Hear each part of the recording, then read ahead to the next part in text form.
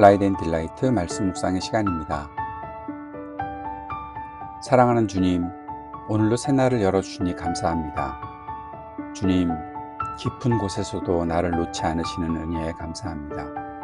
주님의 부르심을 외면했던 저를 여전히 부르시는 주님, 오늘도 주님의 음성으로 새 힘을 얻게 하시고 성령의 충만함으로 매 순간 살게 하소서. 예수님 이름으로 기도드립니다. 아멘.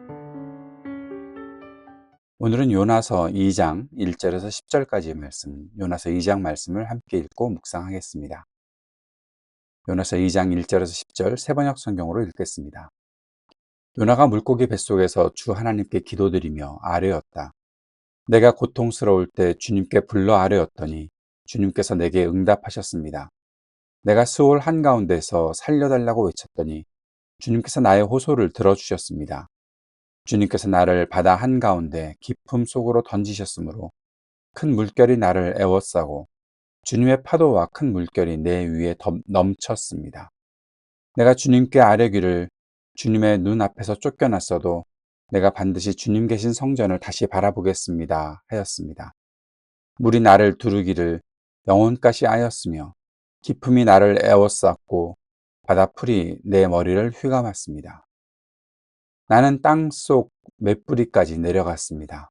땅이 빗장을 질러 나를 영영 가두어 놓으려 했습니다만 주 나의 하나님, 주님께서 그 구덩이 속에서 내 생명을 건져 주셨습니다. 내 목숨이 힘없이 꺼져갈 때에 내가 주님을 기억하였더니 나의 기도가 주님께 이르렀으며 주님 계신 성전에까지 이르렀습니다. 헛된 우상을 섬기는 자들은 주님께서 베풀어 주신 은혜를 저버립니다. 그러나 나는 감사의 노래를 부르며 주님께 희생제물을 바치겠습니다. 서원한 것은 무엇이든지 지키겠습니다.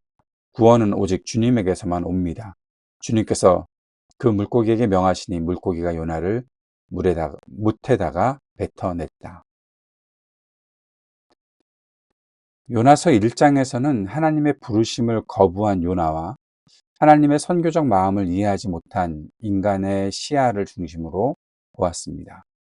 그 연장선에서 요나서 2장은 하나님께서 그를 바다 깊은 곳에서 다시 부르시는 장면, 즉 도망자에게 임한 은혜의 장입니다. 깊은 곳에서 다시 부르시는 하나님의 그 마음을 우리가 보게 됩니다. 깊은 곳에서 멈추다. 요나는 아주 깊은 곳으로 들어가게 되었죠. 물고기 뱃속, 이것은 낭만적인 곳이 아니라 정말 영혼의 깊은 곳, 고통스러운 곳, 그곳으로 들어갔다는 것입니다. 그곳에서 모든 것이 멈추어 버린 그 시간, 요나가 하나님께 부르짖고 있죠. 요나가 하나님의 부르심을 피해 다시스로 가는 배에 올랐을 때 아마 요나는 자신이 자유를 얻었다고 착각했을 것입니다. 그러나 하나님은 그를 놓지 않으셨죠. 풍랑이 일었고 제비가 뽑혔고 그는 결국 바다에 던져졌습니다. 요나는 하나님의 부르심으로부터 도망치려 한 사람, 그러나 동시에 하나님께서 절대 포기하지 않으신 사람이었죠. 오늘 읽었던 2장은 그가 더 이상 도망칠 수 없는 자리, 아까 말씀드렸던 그 깊은 곳, 멈추어 버린 곳, 바로 그 물고기 뱃속에서 시작합니다. 그곳은 하나님의 심판의 장소이면서도 동시에 은혜의 시작점이라는 사실을 우리는 알게 됩니다. 2절에 내가 고난으로 주님께 부르짖었다라고 말합니다. 요나가 비로소 기도합니다. 이전에는 하나님이 말씀하셔도 들으려 하지 않았는데 이제는 하나님이 아무 말씀하지 않으셔도 들으려 하고 있습니다. 듣고 있습니다. 고난은 요나에게 하나님의 음성을 다시 들을 수 있는 귀를 열게 된 거죠. 요나는 지금 죽음의 뱃속, 무덤과 같은 곳에서 부르짖고 있습니다. 그러나 그 자리에서 그는 깨닫습니다. 하나님께 버려진 자리, 결코 하나님의 손에 닿지 않는 자리가 아니라는 것을 그가 깨닫게 된 거죠. 우리는 종종 실패와 고통 속에서 하나님이 나를 버리셨다고 느끼게 됩니다. 그러나 요나의 고백은 그것이 바로 하나님이 나를 다시 빚으시는 자리임을 보여주는 거죠. 3절에 보면 주님께서 나를 깊은 바닷속으로 던지셨다라고 말합니다. 요나는 자신을 던진 사람들이 아니라 하나님이 던지셨다고 고백하고 있습니다.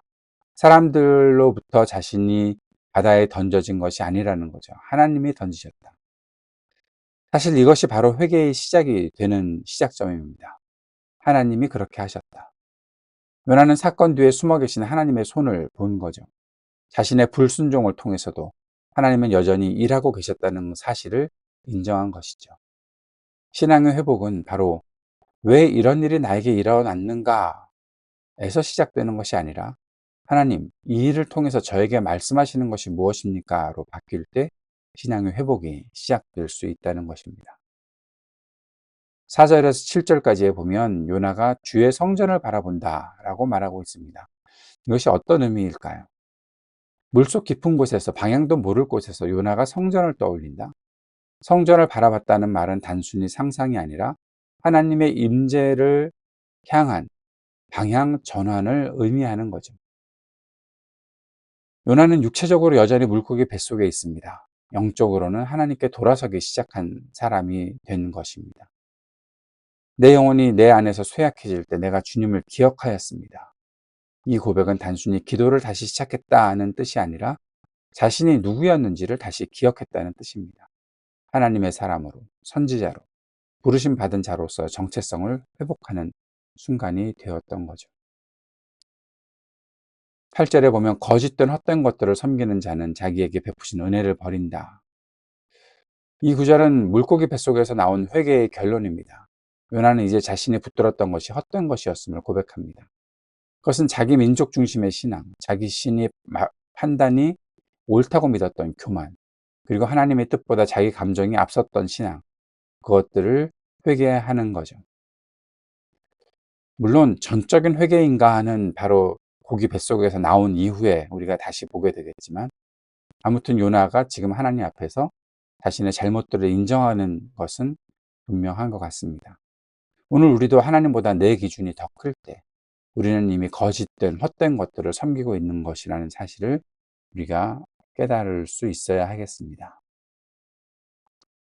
구원은 주님께 속한다. 9절에서 그렇게 고백하고 있죠.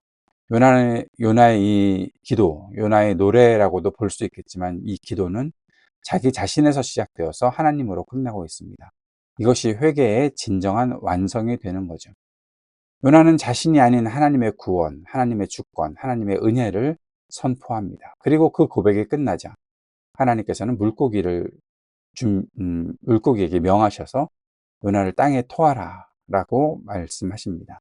하나님은 요나를 다시 보내실 준비를 하시는 거죠. 요나서 2장은 심판이 끝나고 구원이 시작되는 장이 아니라 심판 그 자체가 구원의 도구가 되는 장입니다.